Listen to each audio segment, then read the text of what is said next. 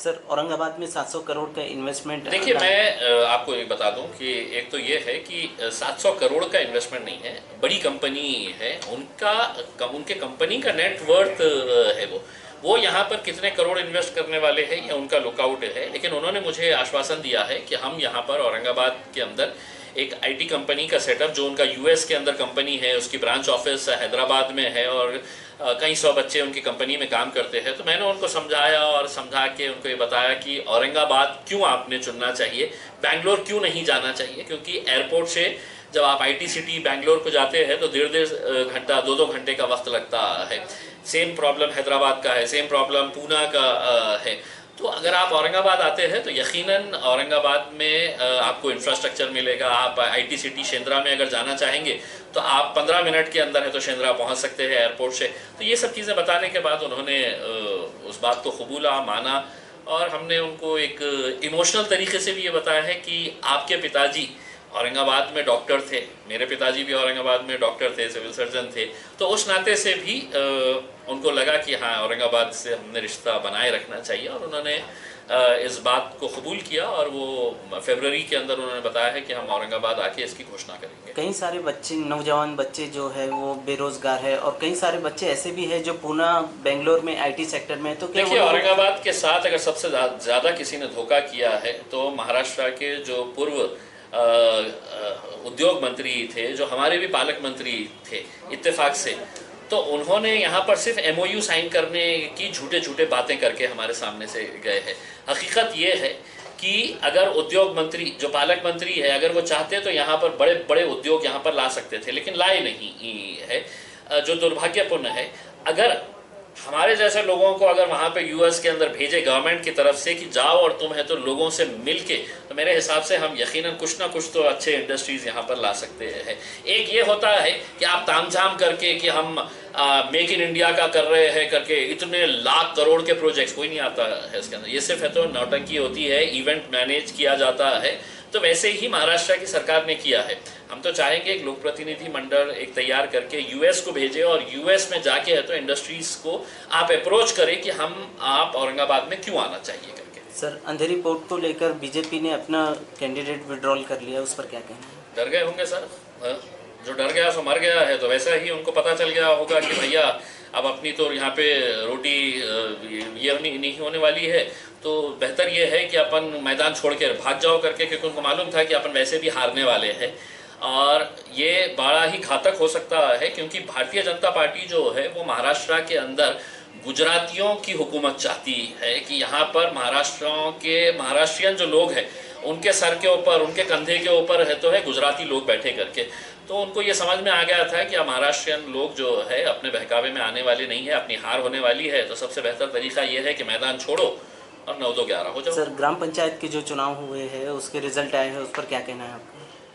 Sir, जो मेहनत करेगा, जो अच्छा काम करेगा वो जीतेगा। सर, संजय सिरसाट सर्वर काय म्हणणं आहे तुमचं? काय आहे की जेव्हा हे शिवसेनेमध्ये फूट झाली होती त्यावेळी संजय सिरसाट जे आमचे चांगले मित्र आहे ते खूप आक्रमक होते आणि सर्वांना असा हे एक होता की संजय सिरसाटला मंत्रिपद मिळेल, पण काही कारणाने त्यांना देण्यात आलेला नाही आहे।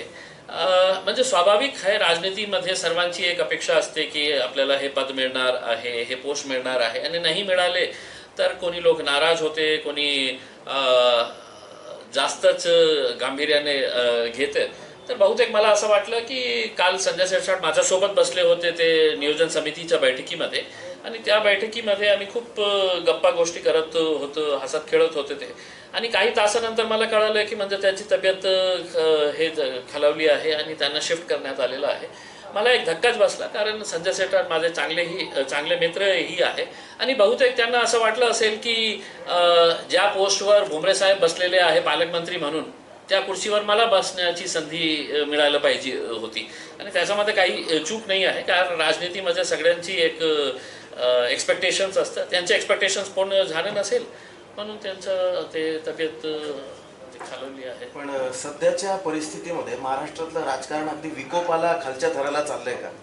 तर मी अनेकदा हे बोललेलो आहे की भारतीय जनता पार्टीने या देशाची राजनीती इतक्या घाणेरड्या लेवलवर आणून ठेवलेली आहे आणि दुर्दैव याचं वाटतं की महाराष्ट्र एक पुरोगामी राज्य होतं, फुले शाहू आंबेडकरांचं राज्य होतं आणि या राज्यामध्ये अशा प्रकारची राजनीती कधी होईल असं कुणालाही वाटलं नव्हतं. पण आज साम दाम दंड पैशाच्या ताकद असू द्या किंवा एजन्सीजचा वापर करून ज्या प्रकारे राजनीती भारतीय जनता पार्टी हे खेळत आहे हे दुर्दैवी आहे आणि लोकांना समजण्याची आवश्यकता आहे. विशेषकर महाराष्ट्रीयन आणि मराठी लोकांनी हे समजण्याची खूप आवश्यकता आहे की आज भारतीय जनता पार्टी ज्या प्रकारे गुजरात आणि गुजरातींना हे मराठी लोकांच्या डोक्यावर येऊन बसवण्याचे जे प्रयत्न करत आहे ते खूप घातक ठरणार आहे.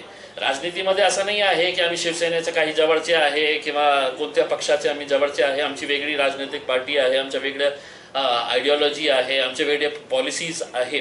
पण याचा अर्थ हे नाही आहे की आम्ही जे चूक महाराष्ट्र लोक करत आहे त्याच्या बाबतीत आम्ही गप्प बसणार आहे. नाही, आम्ही गप्प बसणार नाही. आम्हाला जे वाटतं जे खरं आहे ते आम्ही बोलत. सर, अंधेरी पोर्ट इलेक्शनमध्ये बीजेपीने कॅन्डिडेट विड्रॉल केलेला आहे. मी तर स्पष्टपणे हे सांगितलेलं आहे, मी माझ्या प्रतिक्रियाही दिलेली आहे आणि मला माहीत नाही होतं की त्या शब्दाचा काय किती मतलब कॉन्ट्रोवर्शियल आहे किंवा सभ्य नाही आहे. पण एकदा माझ्या राज्यातले जे मुख्यमंत्री होते, BJPचे जे सर्व वरिष्ठ नेता आहे देवेंद्र फडणवीस आहे, त्यांनीही हे शब्दाचा प्रयोग केला होता की फाटली. आज जे त्यांनी जे आपलं कॅन्डिडेट मागे घेतलं त्याचा अर्थ एकच होता की भारतीय जनता पार्टीची फाटली असेल की आपण निवडणूक जिंकणार नाही आणि निवडणूक नाही जिंकली तर याचा पुढचा परिणाम काय आहे ते खूप घातक होऊ शकतं, म्हणून त्यांनी हे माघार घेतली. तुमचे विकासचे मित्र बाळासाहेब आंबेडकर यांनी शिवसेनेचं हिंदुत्व आम्हाला मान्य आहे असं म्हटलेलं आहे. MIM ज्या पद्धतीने आता शिवसेना आपलं हिंदुत्वाची पॉलिसी बदलते किंवा आयडिओलॉजी बदलते, सुषमा अंधारे सोबत आहे, संभाजी ब्रिगेड सोबत आहे, काय कसं बघतं याच्याकडे? आणि हिंदुत्व मान्य आहे. सर्व राजनैतिक पक्षांच्या वेगवेगळी आयडिओलॉजी असते. आज बाळासाहेबांना शिवसेनेची हिंदुत्वाची आयडिओलॉजी पटत असेल तर त्यांच्या पार्टीचा निर्णय आहे, आम्ही त्यांच्या बाबतीत काही बोलू शकत नाही. पण आमची एक वेगळी मत आहे, वेगळं हिंदुत्व आहे या देशामध्ये, याच्यामध्ये काही दुमत नाही. शिवसेना जे उभे राहिली ते हिंदुत्वाच्या मुद्द्यावरच उभे राहिली. भारतीय जनता पार्टी आज कट्टरवाद च्या जे रस्त्यावर चाललेली आहे तेही सत्य आहे. पण असं नको व्हायला पाहिजे की हिंदुत्वाच्या मुद्द्यावरून तुम्ही समाजामध्ये तेढ निर्माण करा, जातीमध्ये तेढ निर्माण करा. तुम्ही तुमची आयडिओलॉजी असेल तर तुम्ही करा त्याचा वापर, पण समाजाला धोका निर्माण होऊ देऊ नका. सर, एक क्वेश्चन हिंदी में ये है. नाही, एक मिनिट सर, वेदांता फॉक्सकॉर्न प्रकरण ताजा असतानाच औरंगाबादहून एक कंपनी जी आहे ही बंगळुरूला जाणार होती, मात्र आपण स्वतः यासाठी काय? तसं नाही आहे की एक औरंगाबादचेही त्यांचे वडील जे आहे ते औरंगाबादमध्ये डॉक्टर होते आणि माझे पिताही डॉक्टर होते, सिव्हिल सर्जन होते, त्यांचे खूप जवळची मित्रता होती. मी जेव्हा US गव्हर्नमेंटने मला बोलवले होते मागच्या महिन्यामध्ये, तर मी तिथे गेल्यावर मला एक हे कळालं होतं की इकडं औरंगाबादचे जे ग्रस्त आहे त्यांची एक खूप मोठी कंपनी USला आहे आणि त्यांची एक ब्रांच जी आहे ते हैदराबादला आहे. मी विचारपूस केली तर मला असं कळालं की ते अजून एक ब्रांच ओपन करणार आहे आणि ते बँगलोरला ओपन करणार आहे. तर मी कशाने म्हणजे त्यांच्याशी संपर्क साधला, त्यांच्याशी मीटिंग केली आणि मीटिंग करून मी त्यांना एक असं सांगितलं की आपल्या एक औरंगाबादशी संबंध होता, तुमचे पिताजी औरंगाबादला होते, तर माझी इच्छा आहे की औरंगाबादला तुम्ही यावे. मग मी त्यांना पटवून दिलं, समजावून सांगितलं की औरंगाबाद आल्यावर तुमचा काय फायदा होणार आहे की एअरपोर्टच्या बाहेर निघाला आणि तुम्हाला शेंद्राला जायचं असेल तर 10-15 मिनिटामध्ये तुम्ही शेंद्राला पोहोचू शकते. बँगलोरला तुम्ही एअरपोर्टपासून जे इंडस्ट्रियल एरिया आहे तिथे जाण्यासाठी तुम्हाला 1.5-2 तास लागतं. पुण्याची ते अवस्था झालेली आहे. हैदराबादलाही तसा प्रॉब्लेम्स आहे, इंडस्ट्रियल एरियामध्ये जाण्यासाठी, IT सिटीला जाण्यासाठी 1.5-2 तासाचा वेळ लागतं. आणि औरंगाबादमध्ये काय इन्फ्रास्ट्रक्चर आहे मी समजून सांगितलं आणि त्यांनी एक पॉझिटिव्ह हे केलं आणि त्यांनी सांगितलं की नक्की आम्ही औरंगाबादचा आम्ही निर्णय घेऊ आणि ते फेब्रुवारीला येणार आहे आणि त्यांना मला आश्वासन दिलेलं आहे की जी कंपनी आम्ही बँगलोरला सुरू करणार होतो ते आम्ही औरंगाबादला आता सुरू करू. सर, तर तुम्ही एक चांगली गोष्ट आहे. 2 वेळी गेले होते त्यांच्यासोबत. कुठे ये कंपनी के लिए आप 2 बार उनसे मुलाकात की है. मी आजही त्यांच्याशी बोललो. मी त्यांना सांगितलं की औरंगाबादमध्ये खूप उत्साहाचं वातावरण आहे, कारण काही चॅनल्सनी आणि काही न्यूजपेपर्सनी त्याची बातमी टाकल्यानंतर खूप सारे लोक जे आहे ते वाट बघत आहे आपली. आणि त्यांनी मला आजही मेसेज टाकलं आणि त्यांनी सांगितलं की नेक्स्ट ट्रिपला जेव्हा मी येईल तर नक्की त्याच्या बाबतीत मी, त्यांची कंपनी आहे, मी त्याच्या बाबतीत सविस्तर बोलू शकत नाही की ते काय करणार आहे. पण त्यांनी सांगितलेलं आहे मला की खूप एक त्यांच्या हैदराबादमध्ये खूप मोठं ऑफिस आहे आणि त्याचप्रमाणे आपण औरंगाबादलाही अशा प्रकारचं एक ऑफिस उघडू IT च्या.